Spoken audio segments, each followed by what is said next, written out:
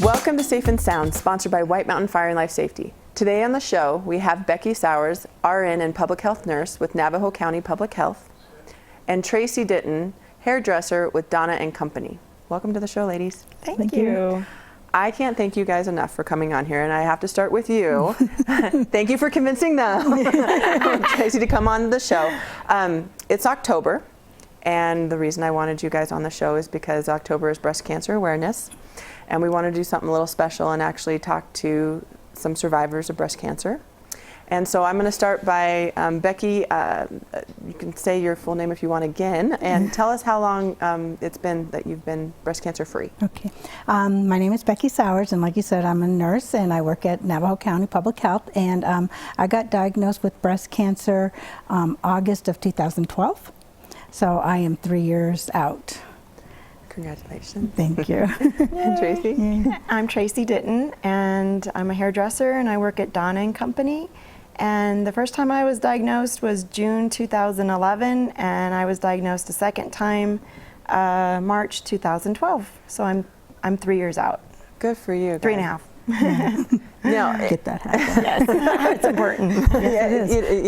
It is. And now, with that, and I am naive to this. I've never had breast cancer, and I don't have a lot of friends that have had it. But I'm sure the first time you hear it, what goes through your head?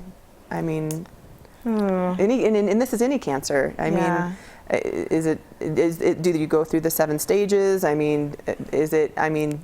I don't know. I was actually, when I found out, let me go back if you don't mind. No, go ahead. I think I knew in my head already before I was told, like right before, because I had some symptoms, and I went in and had my mammogram, and they did a breast ultrasound, and they found 4 areas that they had to biopsy. And they didn't do the biopsy that day, but I had to go back and get biopsies done, and they told me that they had never done 4 in one day, so I wasn't going to be very happy with them later on in the day because I'd be in pain. Was that true? I iced a lot. Oh, I'm sure. But so I had the 4, and you just have this thing, this little in the back of your head, going, it probably is breast cancer. And they try to say, no, don't worry, go about your day.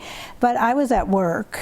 I went to work, and we were doing a school shot clinic in Snowflake, and it was busy. And I got the call, and being a nurse, and I think maybe anybody, if they tell you, we need you to come in to talk about your results, Yeah. you know already. Yeah. Versus, so it's like, they decided, because I would already know, they kind of told me on the phone and said, but I want you to come in so we can really discuss it and that. So, but I cried right away. Did you? I did. Yeah. Even though I knew it, when you hear the words, I cried right away. And my supervisor, Janelle, she let someone drive me back to Sholo, and then my husband picked me up, and we went and talked. Did that. So, but it's hard. Yeah. I didn't cry? I did after I left the doctor's office. Oh, you're strong. And I didn't really know. Maybe I did, but I got a phone call also at work saying, you need to come in. And I'm like, well, I have a doctor's appointment in like next week with him. I'm like, I'll find out the results then. And they said, well, he wants you to come in today. And I'm like, well, I'm really, really busy because of the biopsy. I was off work for that.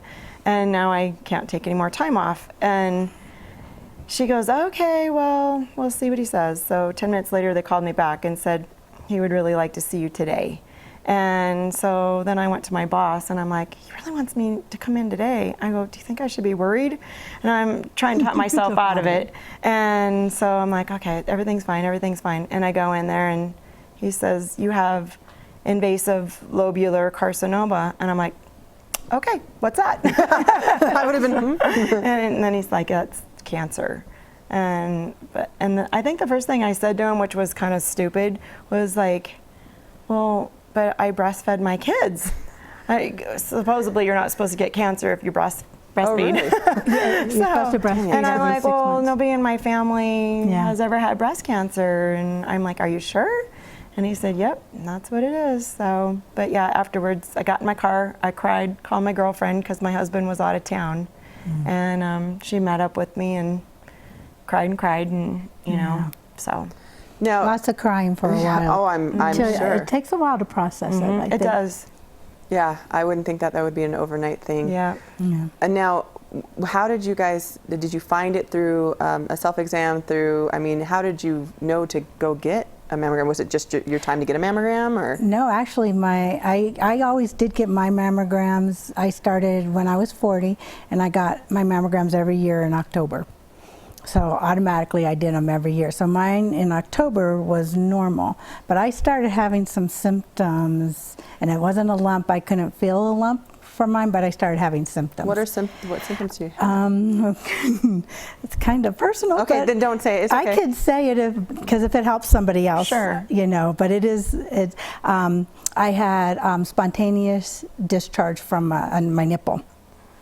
Oh, wow, that and- doesn't sound right. No, and I went and talked to doctors then, and they're like, "Don't worry about it. It's probably just a blocked milk duct. Don't worry." And they said, "Just make sure you get your mammogram in October," because they asked if it was normal before, and I said yes.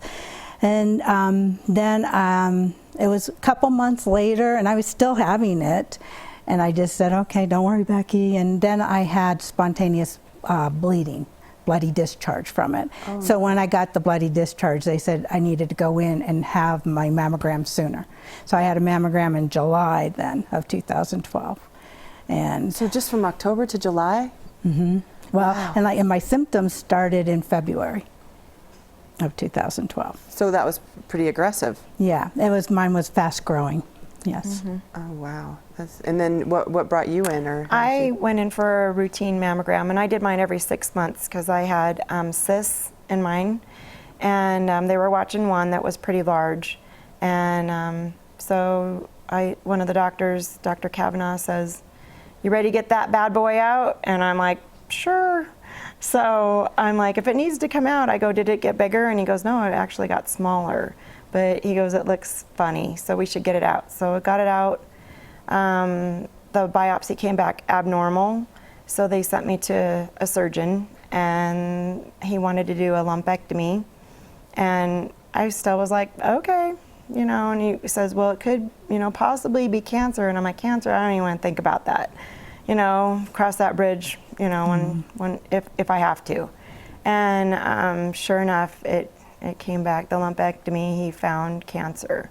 And then I chose even more of a lumpectomy, and he said probably won't have to do radiation. And then I ended up doing chemo, and then the oncologist up here, Dr. Thacker, said definitely radiation. And I'm like, I don't really, my choice is I didn't want to do radiation for a lot of my own personal reasons. And so then I chose mastectomy, and which really saved my life because they found a lot more cancer. So, Oh, wow. Yep. So it was lucky that you picked that. Yeah. Now, and both of you guys had said earlier that you didn't think, you know, had this, before going into this, that chemo was like, no, not. Absolutely, yeah. I'm like, no chemo. Makes Yeah. you too sick. You Right. know, You hear all these things about chemo, and you're like, no, I'm not No going way. to do chemo. Yeah. And That's- what changed your mind? You like You just do. You just you know you're faced with it, and then they give you all these numbers and percentages. If you do chemo, then your chances of survival is this. And then when you hear those numbers, you're like, well, I definitely want to survive. So bring it on. Let's You do know, the let's chemo. do it. The fight is on. yeah, do whatever I need to do. Now, and I know through this, and one of the reasons we brought you guys up there is because, you know, family's there and they're very supportive, but they don't understand to a level that people who are actually going through it understand. Yeah, they sure don't. And you started a group. I did. And how did that come about? Well, it was one Saturday morning, and I was really down. And I didn't want to get out of bed, and I kept crying. And I didn't have too many days like that, but you do have some days like that. And a gal, Summer, she's not here with us, but she had sent me a text saying, "Hey, I'm just thinking about you. How are you today?" And it was like the best thing for me. And so I said, I'm just kind of down today. And I said, would you like to go to lunch today? I said, I really could use someone to talk to, because she had already been through it. And she said, sure. So, and at that point I was trying to decide about mastectomy or no mastectomy. And she had a double. And I thought, well, she'd be really a good person to go talk to. So talked, and she told me her whole story, and she was young and beautiful, and I would have never known, without her telling me that she had, breast cancer and had gone through that. And by the time I was done with lunch, I was feeling much, much better. And I thought, God, we just need to do this more often. And then at work, one of my coworkers said, hey, when you get a minute, come over here. I want you to meet somebody. And that was my friend Kathy. So I told Summer about Kathy, and I'm like, we really all should get together and meet. So then we had lunch, and then it just grew and grew and grew. And then how'd you find him? You fell into him, you said. Yeah, well, my hairdresser that I go to actually used to work at Donna and Company, and so I knew Tracy, and I knew Tracy when she was going through what she was going through, and she just has always amazed me anyways, and just watching her go through that was amazing. And then I got diagnosed, and of course I told my hairdresser, and she told Tracy, and and I actually ended up talking to Summer on the phone before I even met Summer. And then you invited me to one of the luncheons, and it's the best thing that could ever happen for a support group, because you need it. Because there's times they've seen me, I've cried there, we've laughed there. It's just, you're shared a lot. Yeah, we shared everything, and they're just there for you, and they understand when you're having those bad days, or when you're having all the hot flashes, right? And all the different things like that. Most of them have gone through it, so they understand, and you just know that you can just rely on them. And if you have a bad day, you can text one of them or whatever. Yep. How many people are in your group? Let's see here. Our last lunch we had, eight, but we were missing some. So I would say we've been up to 12 before. It's come, and some people have left moved them out, away. moved away, and it's amazing how people hear about it. And like, I brought someone the last time from my church who was diagnosed, and I said, hey, we have this great support group, and she liked it too. And she loved it. I can't. She talks every time she texts me right after that day, the next day at church, and yeah. Sometimes we don't even talk about cancer. Right. So sometimes we just don't want to, but we all know we're all in the same boat. And we even have a gal that is not going through breast cancer, but she had a lot of cancer on her face, and she comes to the meetings because there isn't anything else for her. And I always told her, I said, well, the thing is we can cover it up with our shirts, and she wears it on her face. So, but she needs support too. So, everybody does. I mean, could you imagine going through this without this support group? No, not at all. No. No, and I encourage anybody. I mean, and like you said, you have other people with different cancers. And Tracy, can I share this? I mean, this is something else that Tracy did for me, which was so surprising. Once I got diagnosed, and I had a double mastectomy and went through all that. And then when they started the chemo, they tell you about 2 weeks, and I think you even told me it was like 2 weeks to the day that your hair will would fall Falling out. out. So I decided before my hair fell out, I called it my chemo hawk, and I actually did a faux hawk.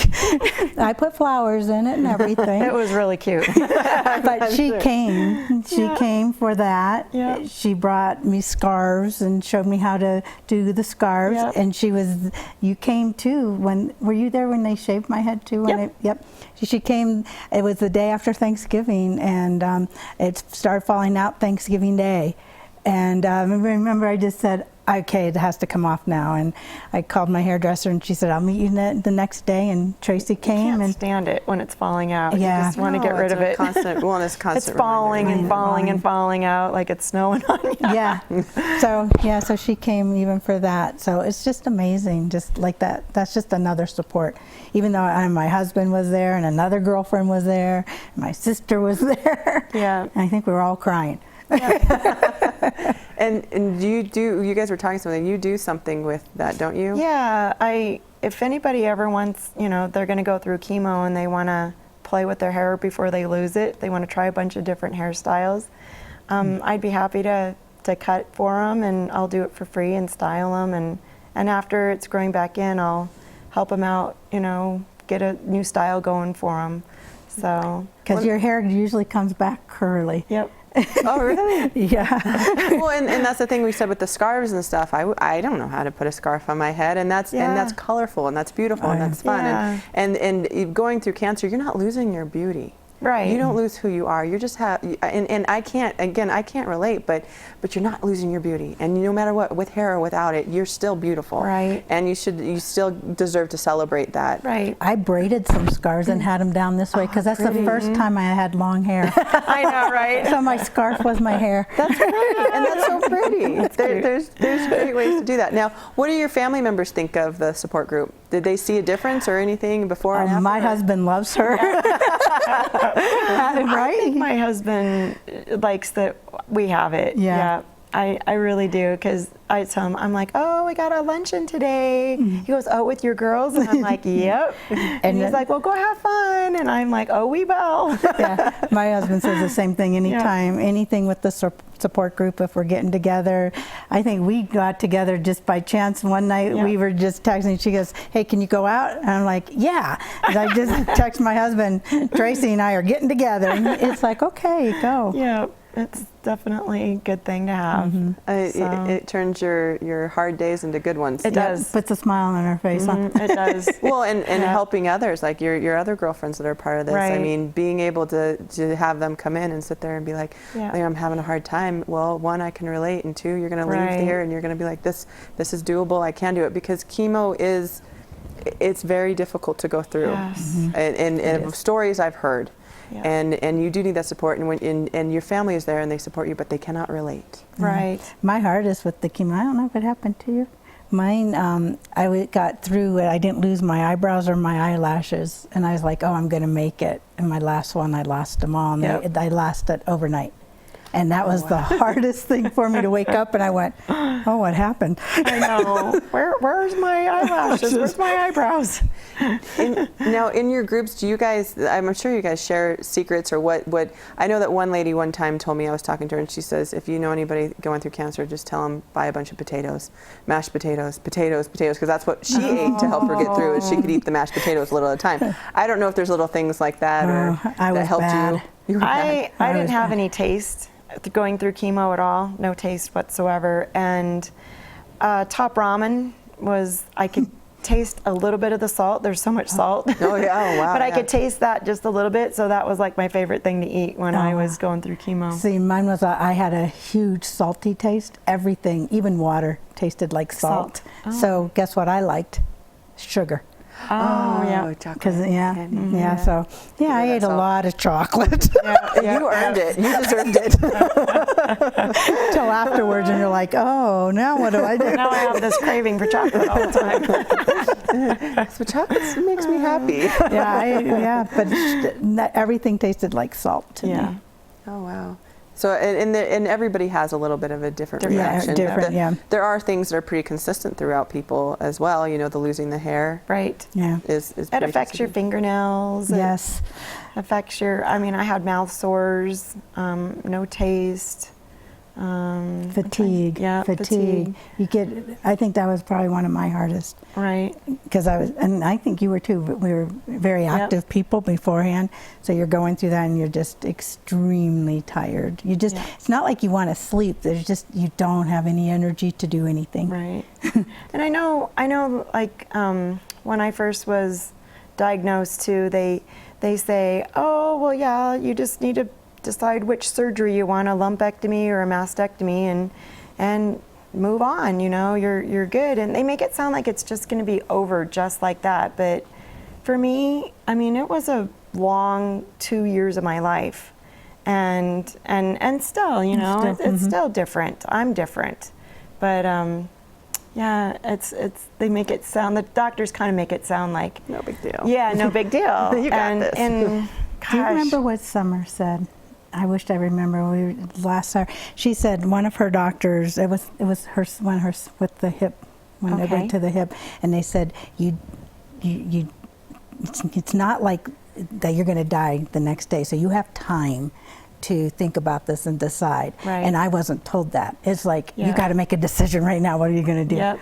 You You're got right. cancer. Let's get Let's you do it. Boom, scheduled boom, in boom. 2 weeks for whatever you decide to do. What would you like to do? And I'm Yeah. like, I don't know. Yeah. I don't You're know. not educated on this. Yes, This I is need new. to find out about it. Yeah.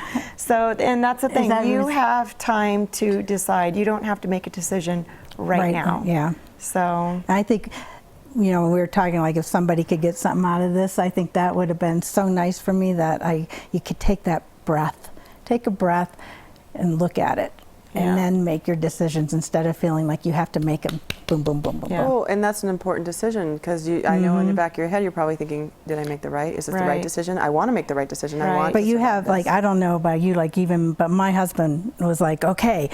Let's get this out of you. Yeah, we got to get it out. What are we going to do? Let's do this now. Yeah. So you have that, and then you're like dealing it with yourself, and right. your doctors are coming at you, and you're like, oh, wait a second. Yeah. Yeah, I couldn't imagine. Yeah, and we do have, like, everybody's different in our group, you know. We have different ages, and not everybody did, you know, a mastectomy, you know. Isn't there? Yeah, there's one person that did a lumpectomy and radiation, and so. But we always say, you know, when someone's trying to make that decision, the right choice is your choice. Yep.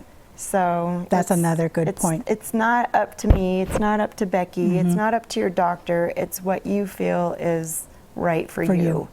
So That's wonderful point to make too. That is Yeah. so true. When you make the decision, you've made the right decision, and you Exactly. just go with that. So the public health department, they do breast exams and pap smears, correct? Yes, they do. And if you qualify for them, and the majority of people do qualify to get that done, it's done by a practitioner, nurse practitioner, and yes. and they can get that at no cost or little cost, or Yeah, if they qualify and meet the standard or the financial standard part of it, is that am I saying that right? Then it's free. And most of our clients so far do meet that. If they don't, it is really reduced Okay. for what the cost would be. And we had talked about this earlier. You guys both said it's very important to be able to start doing your own breast exams. right. Yes, and she'll teach the breast exams also, that's especially for important. young girls, say that come in. And what I believe with breast exams, at the beginning, you're not really going to know what you're feeling in that, but you get to know what your breast feels like, because every breast is a little bit different too. Right. You know, but you'll get to know what your breast feels like, and it's very important to do them. And I've always heard too, like, you want to do it like right before your cycle. Yeah, you don't want to do it. Yeah, like right before because when they start to get tender, you don't want to do it at all. So you either do it like right after your cycle's done, Right after. Okay. or you can set up a time like you know when your cycle is, and set up that, like some Yeah. people like right at I've the heard first that's of the month or something to remember, because a lot of times people don't remember. You don't want to do it though when they're starting to get tender. So you want to be, and when you do it, you want to be consistent in right. it, like what, once a month, once a week? Once a month. Once a month They is all it recommend takes. once a month. That's what they recommend. Oh, that's a good idea. Yeah, I'm like, I gotta go home and try some stuff and see now. Well, we have something at Yeah, I'll have to come in and ask them. Like, is there a pamphlet? Uh-huh. Oh, really? Yes, Okay. and it shows you what to do How to do too. it, yeah. And then, am I allowed to say who does our breast exams? Oh, of course. Debbie Smalley. She's Yeah. from the nurse's office. Yeah. She's the one who comes in, and she'll show you too if someone doesn't know what to do at all in Right. that. And She's some people are awesome. more hands-on. I love Deborah. Yeah. I do too. She's does- great. She's very good. Well, and the public health department has a lot, offers a lot of stuff That's for good. free, a lot of prevention education. Yeah.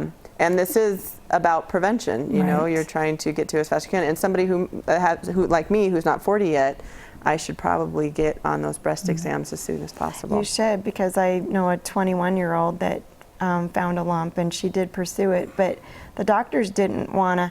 Well, what do you think? Do you want us to do a biopsy? And she pushed it. She's like, yes, I want you to do a biopsy. And you know, they were thinking 21 years old, you're not going to get it, but she had it. And the only reason why, you know, she's probably alive today is because she pushed the issue with her doctors. Better safe than sorry. Yeah, better safe than sorry. And you really do have to become an advocate for your Yourself, own yep. self. So, Ladies, thank you so much for coming on. This was awesome. You're welcome. And I'm again, thank you guys for watching. And remember that Tracy does help with haircuts if anybody's out there is going through breast cancer. Thank you for watching Safe and Sound, and we'll see you next month. Make sure that you do those breast exams, ladies. Have a good day.